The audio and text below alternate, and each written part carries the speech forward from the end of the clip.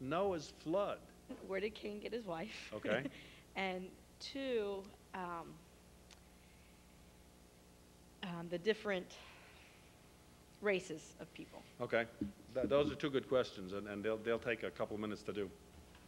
And I think we've covered it to some extent, but let me spend some time on it. We have to go back to the beginning, okay?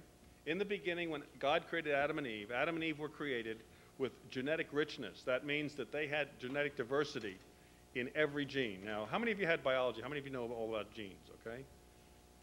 Some, but not all. Well, let me spend just a minute on basic biology 101. The way genes work is genes work in pairs. There's always two together, and they're paired. And there are two kinds of pairs. There's a dominant gene and a recessive gene. And they come together and either form two dominant, two recessive, or one dominant, one recessive. Those are the multiple combinations of a particular gene.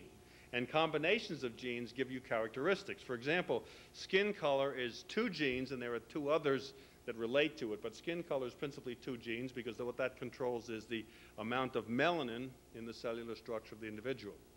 Okay, so you've got these kinds of genes. Now, in the beginning, Adam and Eve, in order to be able to produce all the different kinds of people, had to be dominant and recessive in every single gene.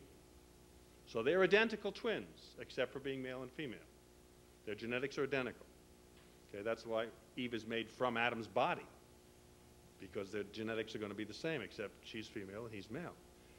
And then at that point, the genetic diversity is rich enough so that marrying brothers and sisters is not a significant problem.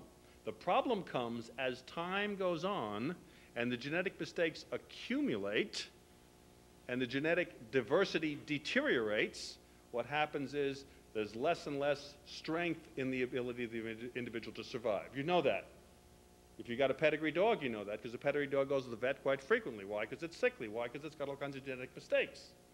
But the good Heinz 57 goes out in the street and eats the garbage, and it doesn't really care. It survives fine, right?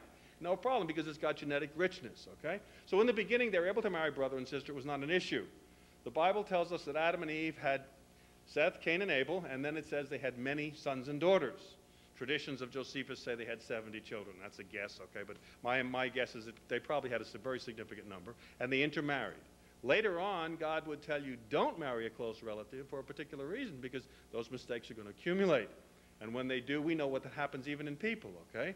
When you have families marrying closely in certain even parts of the United States, in West Virginia, you've had families intermarry for generations, and what happens? You know what happens, right? All kinds of problems begin to occur because the genes become depleted, okay? That's the first thing.